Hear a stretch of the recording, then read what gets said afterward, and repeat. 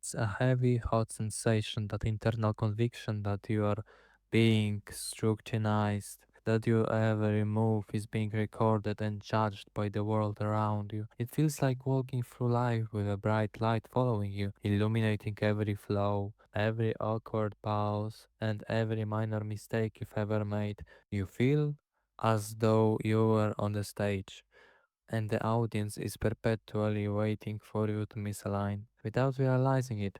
This isn't social anxiety, it is a profound psychological bias where we overestimate how much others notice our appearance or our behavior.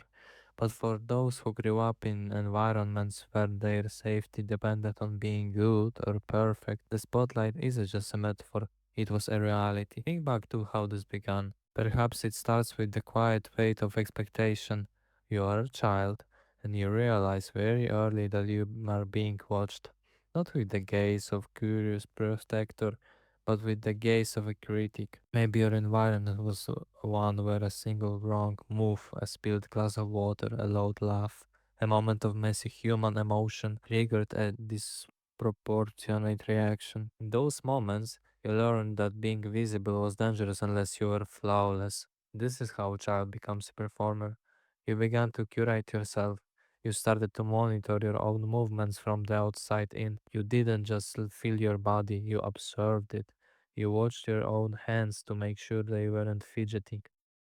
You listened to your own voice to make sure it wasn't too high or too demanding. It became the director, the actor, and the harshest critic of your own life, all before you hit 10 years old. Not because you were vain, but because you were human. Your nervous system learned that the only way to maintain attachment, the only way to stay safe, was to ensure that the viewer never saw anything they didn't like. You sacrifice the ease of just being for the safety of appearing. As you move into adulthood, this survival strategy matures into the spotlight effect. It follows you into every meeting, every dinner party, every casual walk down the street. You walk into a room and instantly the light clicks on. You feel a sudden intense pressure to calibrate. You wonder if your hairs look right. You wonder if that thing you said 5 minutes ago sounded stupid. You replay the way you waved hello, convinced it was clunky or strange. You're essentially living a state of hypervigilance directed at yourself. Because you're so deeply observant of others, you assume that others are equally observant of you. You have spent your life reading micro expressions and tracking emotional shifts in the people around you to survive. So it feels only logical that they are doing the same to you. You assume they see the slight tremor in your hand. You assume they notice the moment your confidence falters. You assume they are keeping a ledger of your inadequacies. But there is a quiet, almost painful irony at the heart of this.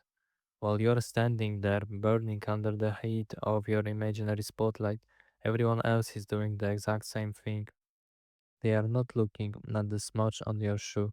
They are terrified you are looking at the smudge of theirs. They aren't replaying your awkward sentence. They are lying awake, replying their own. Psychologically, this is an egocentric bias. We are the center of our own universes. So we struggle to imagine that we aren't the center of anyone else's. We are the protagonists of our own stories. And we forget that to everyone else, we are just a background character in their own high stakes drama. There is a profound loneliness in the spotlight. It keeps you separated from people. When you are focused on how you are being perceived, you cannot truly connect. You aren't listening to the person in front of you, you are listening to the internal monologue that is criticizing your performance as a listener. You aren't experiencing the joy of a moment, you are monitoring your own reaction to ensure it looks normal. What saved you then, the ability to monitor yourself to avoid trouble, now imprisons you in a cage of a self consciousness. It prevents you from being touched by life. It makes every interaction feel like an exam you're destined to fail. You may feel a deep sense of exhaustion, a fatigue that comes from the sheer cognitive load of constant self surveillance. It is the weight of carrying a mirror. in front of your face every hour of the day. You're tired of being your own warden. You're tired of the light. But if you look closer at the edges of that light, there's a soft, liberating realization waiting for you. The fact that people aren't looking at you as closely as you think isn't a slight. It isn't a sign that you don't matter. It is a form of profound freedom. It means you're allowed to be messy. It means you're allowed to be unremarkable. It means the audience you have been performing for is largely a ghost of your own making, a shadow cast by an old need for safety. The spotlight is actually a searchlight you are holding yourself. You're the one pointing it at your own flaws. And because you are the one holding the handle, you are the one who can eventually choose it to put it down. This is the beginning of a different kind of observation, an observation of the light itself. You start to notice the moment the hair rises in your chest when you think you made a mistake. You notice the way your mind starts to build a case against you. And instead of believing the case, you simply witness the process. You realize that your flaws are often invisible to the naked eye, that the things you don't find unforgivable in yourself are things that others find endearing or human or don't notice at all.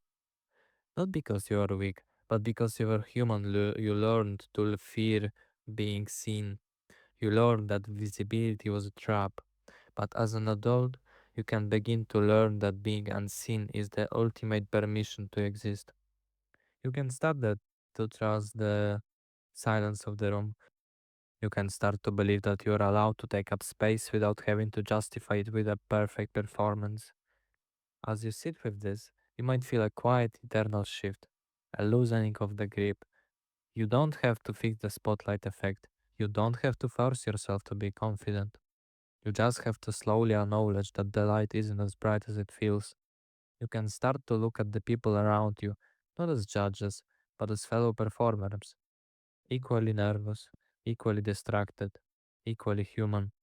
The child who disappeared into the performance did so to survive the world that was too loud. But the world you are in now is different. It is quieter. It is more indifferent in the kindest way possible. You're allowed to step into the shadows. You're allowed to be one of the many instead of the one on display. The light can dim now. The theater is empty. The performance is over. And for the first time, you can just be.